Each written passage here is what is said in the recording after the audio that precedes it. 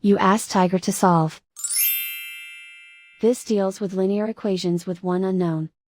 The final result is x equals 27 over 2. Let's solve it step by step. Simplify the expression. Simplify the fraction. Expand the parentheses. Group like terms. Simplify the arithmetic.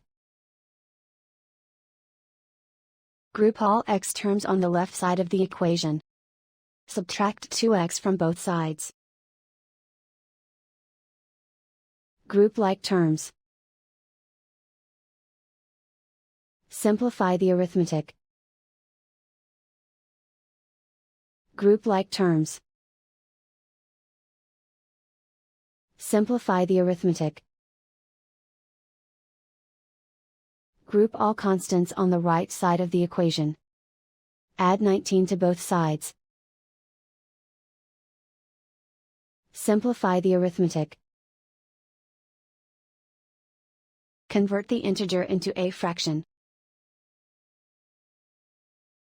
Combine the fractions.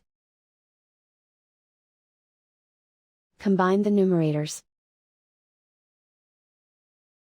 And so the final result is x equals 27 over 2.